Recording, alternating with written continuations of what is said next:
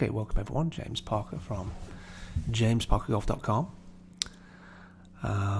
If you're watching this video anywhere but my blog, please come see me over at jamesparkergolf.com. Click on the blog button at the top. Go through some interesting articles and videos. Got some stuff going on there which might help you understand the golf swing a little bit better, a little bit easier. Maybe look at it in a different way.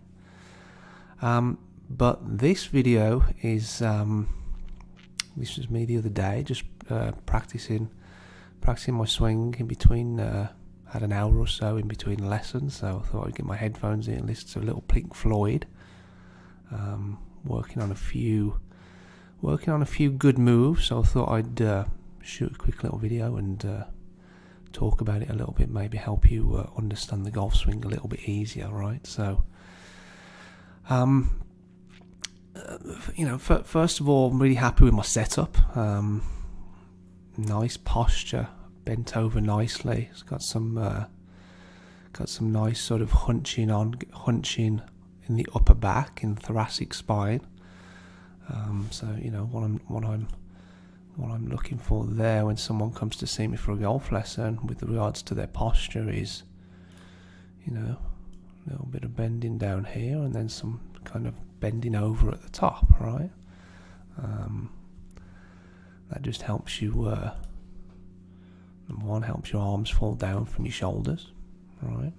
Just sets you up nicely with regards to your balance points in your feet. Kind of evenly distributed between your heels and your toes, if you like. And then with regards to, how I'm taking the club back, you can see this club is pretty much coming straight up that bottom red line. The bottom red line is the shaft plane line. The top red line is the elbow plane line. And what when you watch the golf this week, I think they're down in Austin, PGA Tour or match play, and they slow their swings down. You're going to see them swing pretty much most of them, besides from a few exceptions, maybe Bubba and a few other guys who've kind of built their own swing over the years. But you see Tiger, Rory, not sure if Rory's playing, Tiger's definitely playing, but you watch them, they're swinging the club pretty much up between the lines, and then they're going to be getting into a position at the top where they're able to swing the club down the two lines, getting it in the slot, right? So this takeaway bit is really important. At the top of the swing, what we're looking for is getting up to the top, and this is something I work on with a lot of players, right? Most of the guys that come in to see me are swinging their hand. By the time they get to the top, are getting their hands this side of that green line. The green line just illustrates where your right shoulder is, right? We want at the top at P4, we want your hands to be behind your right shoulder, and then as you carry on, if you can get it to that position, as you come down, you've got a chance then of bringing the club down the slot, right? Down the slot. Now, once you come down the slot, down into down from P4 down into P5 and then down into P6, what you're going to see, a lot of the guys practice as well.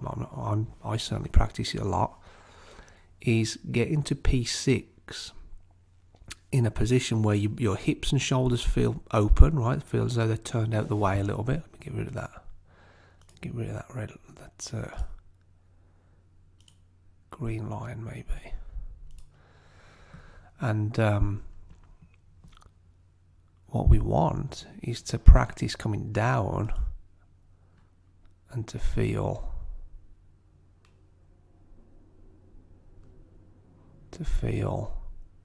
that, right? So again, this is another drill I work with. I work on with a lot of folks, especially guys that are coming over the top of it, right? By the time they come down here, their club's out here somewhere and the club head is outside of their hands. Well, we wanna, set up to it nicely, make a nice takeaway, get up to the top in a decent fashion so that we're able to come down easier, kind of between the two red lines in the slot, but also keep the club head behind your hands. Okay, you want to keep the club head behind your hands, and get down to P6 there, and you can see, just in that static position, shoulders are already a little out of the way, hips are very much out of the way. I can see a bit on my left butt cheek there, look. And that's kind of what I'm practicing. From there, then you can come through and make a practice swing coming down. You can see how coming down through the slot, by the time we impact, shoulders out the way, hips out the way. See a little bit on my left butt cheek. And I could do that more aggressive. If I was swinging more aggressively, I could definitely get my hips and shoulders more out the way there. But because I've made a nice back, because the setup's good, the backswing's on plane, get a good position at the top, practicing turning whilst getting on my left foot at impact, so that down to P6, club head behind my hands, so that at impact, hips and shoulders are turned out the way, right? Now the average on tour, certainly according to Golf Tech, right, who have produced this Swing True study, they've built this average Tour Pro, after getting a load of Tour Pros using their equipment, and they've built this average Tour Pro, and they say when they're hitting a 6-iron or a 7-iron, the average Tour Pro at impact, with regards to hips and shoulders, are 30 odd degrees turned out the way with their hips and shoulders at impact, right? So that's open, that's very open, right? So we've got to build some kind of a movement pattern coming down and a feeling where,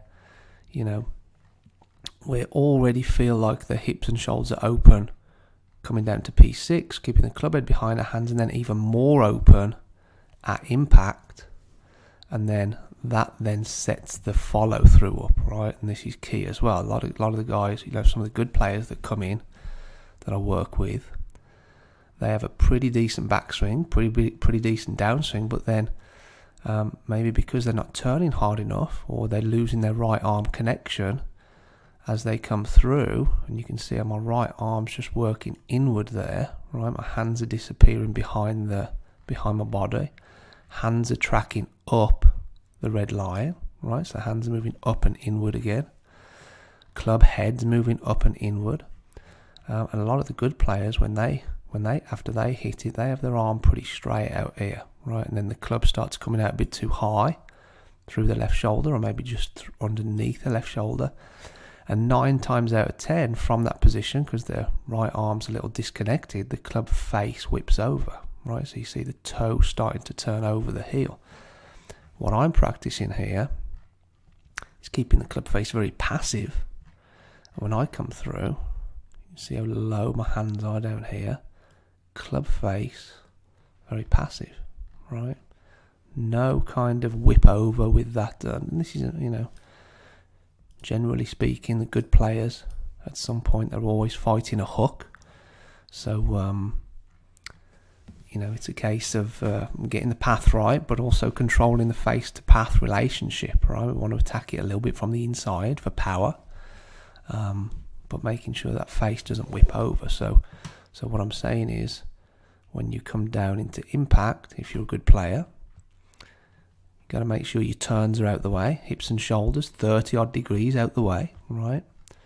And then if your arms are nicely pinched, right, you see my upper right arm there still pinching against my torso, because my hips and shoulders are turned out the way. On my left side, my hips are over my left foot, right heel started to come off the ground. Now my hands and arm can just turn the corner.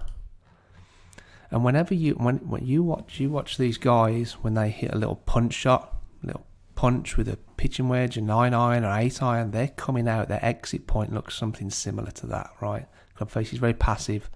Hands are coming out well underneath the left shoulder. and it's just a little stinger which just maybe, goes straight down the line. A lot of spin on it, and great contact.